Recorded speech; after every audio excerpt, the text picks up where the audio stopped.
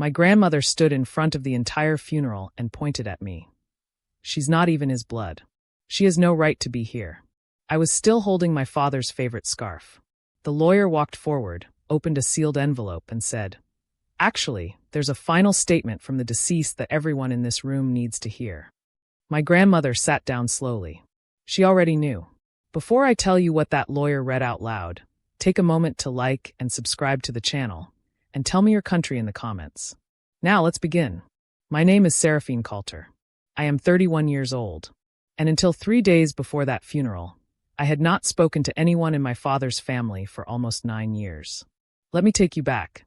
I grew up in Savannah, Georgia, in a house that smelled like cedar and old books. My father, Alistair Coulter, was a quiet man, a rare book dealer with a small shop on Broughton Street.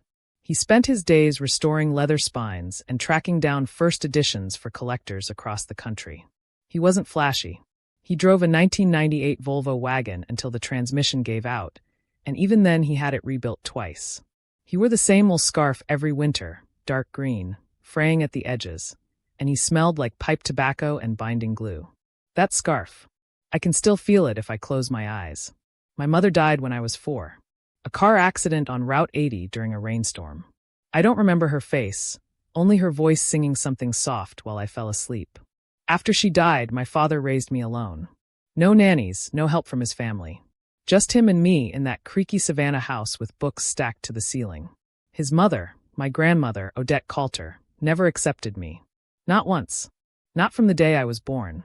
She told anyone who would listen that my mother had tricked my father, that I wasn't really his, that my mother had been seeing someone else before the wedding.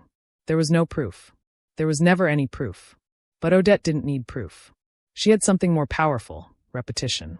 She said it so many times to so many people that eventually the entire family believed it like fact. My father defended me for years. Quietly, the way he did everything. He never raised his voice. He would just say, "She is my daughter, mother." That's the end of it. But it was never the end of it. Not for Odette. When I was 14, things got worse. My father's book business had started doing well, really well. He had discovered a collection of Civil War-era manuscripts in an estate sale in Charleston, authenticated them through the Antiquarian Booksellers Association, and sold them to a private collector for $2.3 million. That sale changed everything. Suddenly, the family that had ignored us for years started showing up. My Uncle Rowan, my Aunt Theodora, cousins I had never met, and of course Odette, who moved from her condo in Hilton Head back to Savannah to be closer to family. But they didn't come for me. They came for him. And the first thing Odette did when she arrived was sit me down in the kitchen and say, "You know you're not really his, don't you? One day the truth will come out, and you'll have nothing." I was 14 years old. Those words didn't just hurt. They buried themselves somewhere deep inside me and stayed there. By the time I was 22, I had graduated from the Savannah College of Art and Design with a degree in architectural preservation. I loved old buildings the way my father loved old books. Something about saving things that other people wanted to tear down. I moved to Asheville, North Carolina, and started working with a small firm that restored historic homes in the Blue Ridge Mountains. The pay was modest, but the work was mine. My father and I talked every Sunday. Long calls. Sometimes an hour, sometimes 2. He would tell me about a book he found, and I would tell him about a ceiling I saved from collapse. We understood each other in a way that didn't need explaining. He never once mentioned his mother, and I never asked. But here's what I didn't know, and what nobody in that family knew either. Over the past 9 years, my father had quietly built one of the most valuable rare book collections in the American South. He had stopped selling. He had started acquiring. First editions of Faulkner, Hemingway, Zora Neale Hurston. A signed Langston Hughes. A handwritten letter from Harper Lee. He stored them in a climate-controlled vault he had built beneath his shop. The collection, according to the appraisal filed with his estate, was worth $47 million. $47 million. In books. And not a single person in that family had any idea. My father also did something else no one knew about. He had become a silent partner in a real estate preservation trust, the Coulter Heritage Group, that purchased and restored historic properties across Georgia and the Carolinas. 12 buildings. 4 of them on the National Register of Historic Places. And he had put the entire trust in my name when I turned 25. He never told me the full value. He just called one Sunday and said, "Sarah, I set something up for you. It's in a folder at Mr. Pemberton's office whenever you need it." I didn't ask questions. That was how we were. Then 3 weeks ago my father died. A heart attack in his shop. They found him sitting in his chair with a book open in his lap. A first edition of Invisible Man by Ralph Ellison. The paramedics said he looked peaceful. I don't know if that's true or if they just say that. But I choose to believe it. I drove to Savannah the next morning. I hadn't been back in almost a decade. The moss still hung from the oaks on Victory Drive. The air still tasted like salt and jasmine. And the house still smelled like cedar when I opened the door. His scarf was hanging on the hook by the door. I took it and didn't let go. The funeral was held at a historic chapel on Abercorn Street. My father had arranged everything himself. He was that kind of man. He had even chosen the readings. But what he hadn't told anyone, not even me, was that he had left a sealed envelope with his lawyer, Mr. Pemberton, to be opened in front of the family after the service. The chapel was full. Maybe 200 people. Book dealers, collectors, professors from Armstrong State, neighbors, old friends. And then there was the family. Odette sat in the front row in a black dress with a pearl brooch, looking every inch the grieving matriarch. My Uncle Rowan sat beside her with his wife. Aunt Theodora was behind them. Cousins I barely recognized filled the next 2 rows. I sat alone in the 3rd row, holding the scarf. Nobody spoke to me. A few looked. One cousin, Margot the youngest, gave me a small nod. But that was it. To them, I was the outsider. The one who wasn't really his. The service was beautiful. A cellist played Bach. A professor from SCAD read a passage my father had chosen, from Borges, about the Library of Babel. It was so perfectly him that I nearly broke right there. But I held it together. I held the scarf tighter and breathed. And then, just as the minister was about to close, Odette stood up. She didn't ask permission. She just rose from her seat, turned around to face the congregation, and spoke. "Before we leave," she said, her voice carrying through the chapel, "I need to say something that has been kept quiet for far too long." The minister hesitated but didn't stop her. She was the mother of the deceased. Who would? "My son," she continued, "was a good man. A brilliant man. But he made one mistake that haunted this family for 31 years. She turned and looked directly at me. "That girl," she said, pointing, "is not his daughter." The chapel went silent. "Her mother was unfaithful," Odette continued. "Everyone in this family knows it. Alistair was too proud to admit it, too stubborn to face the truth. But I will not let this lie continue now that he's gone. She has no right to his name. She has no right to be sitting in this chapel. And she certainly has no right to anything he left behind." Murmurs. Whispers.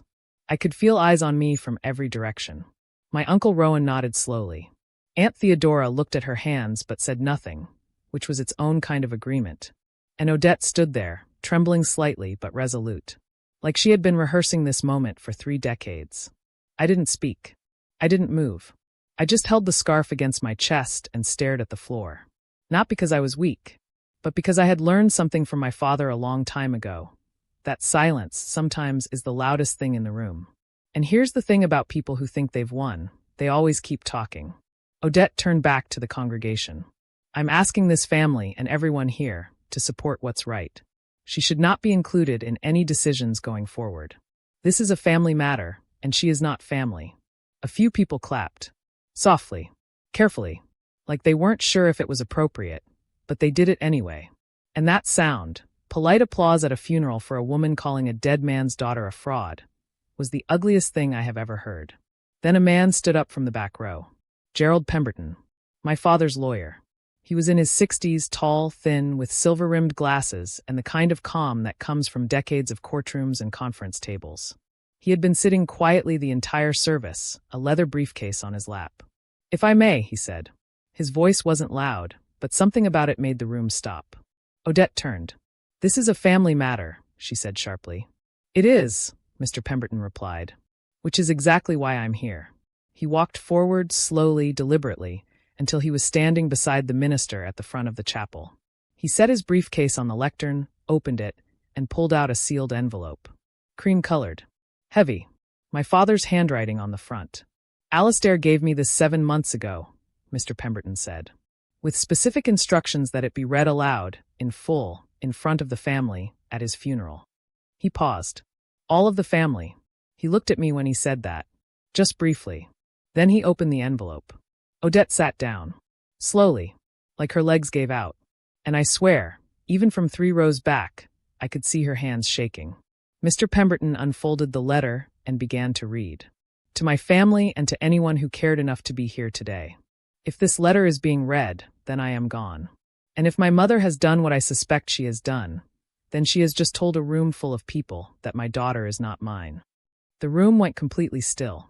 Odette's face drained of color. So let me say this clearly for the first and final time. I had a paternity test done when Seraphine was 6 months old. I did it not because I doubted her, but because I wanted documentation to silence the rumors my mother had already started spreading.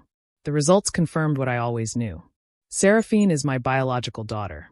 The original lab report from GeneTech Diagnostics, dated March 14, 1995, is filed with Mr. Pemberton and has been notarized and verified. Mr. Pemberton paused and held up a second document from the envelope, the lab report, and placed it on the lectern for anyone who wanted to see it. Nobody moved. Nobody breathed. He continued reading. Mother, if you are hearing this, then you have done exactly what I spent 30 years hoping you wouldn't. You chose pride over truth. You chose control over love. And you did it at my funeral, which tells me that even my death was not enough to change you.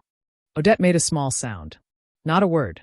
Just a sound, like something collapsing inside her. To the rest of my family, Rowan, Theodora, and the others, you stood by and watched a child grow up being told she didn't belong. Not one of you questioned it. Not one of you protected her. You chose the easier story because it cost you nothing. But it cost her everything.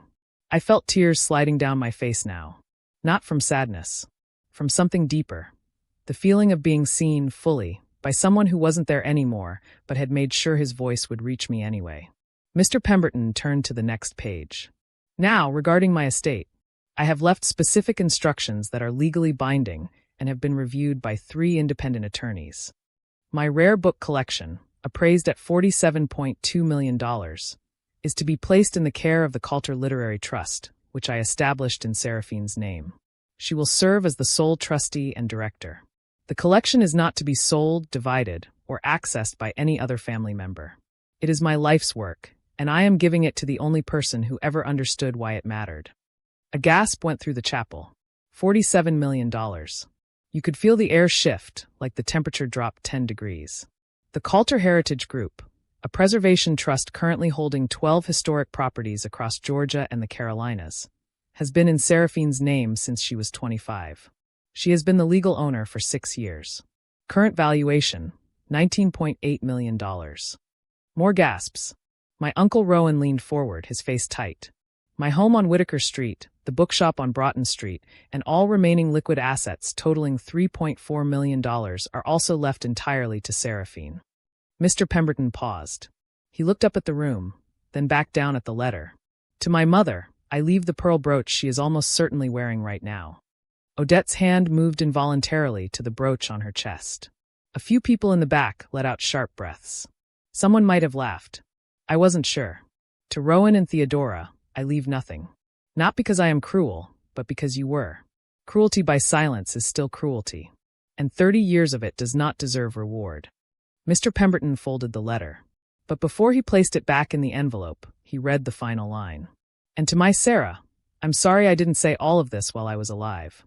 I thought protecting you quietly was enough. It wasn't. You deserved to hear it loudly in front of everyone. So here it is. You are my daughter. You were always my daughter. And everything I built for you. The chapel was silent. Not the uncomfortable silence from before. A different kind. The kind that comes when an entire room realizes they were wrong, and there is nowhere to hide. Odette didn't move. She sat there, staring straight ahead, the brooch still under her fingers. My uncle stood up, opened his mouth like he was about to say something, then sat back down. Aunt Theodora was crying, but I don't know if it was guilt or something else. Maybe both. Margot, the youngest cousin, the one who had nodded at me earlier, walked across the aisle and sat down next to me. She didn't say anything. She just reached over and held my hand. And that small act, in a room full of people who had failed me, meant more than she will ever know. I stood up slowly. I didn't look at Odette. I didn't look at Rowan or Theodora. I walked to the lectern, picked up the scarf I had set down when the tears started, and wrapped it around my shoulders. Mr. Pemberton handed me the letter. He wanted you to have the original, he said quietly. I took it, held it against the scarf, and then I turned to the room. I didn't plan to speak, but something in me, maybe my father's voice, maybe my own, needed one moment. I spent 9 years away from this city, I said. My voice was steady, which surprised even me. 9 years building a life that none of you cared to know about. I restore buildings that people have given up on. I save structures that everyone else says are too broken to fix. I paused. I learned that from him. I looked at Odette. She wouldn't meet my eyes. You spent 31 years trying to make me disappear, I said. And the only thing that disappeared was your chance to know me. I walked down the aisle. Margot walked with me. Mr. Pemberton followed. The rest of the room sat frozen. Outside, the Savannah air hit me, warm, heavy, full of magnolia. I stopped on the chapel steps and looked up at the Spanish moss swaying in the oaks. My father used to say that moss doesn't kill trees. It just holds on quietly for years, waiting for enough light to keep growing. I think he was talking about me. 2 days later, I sat in Mr. Pemberton's office and signed the trust documents. The Coulter Literary Trust.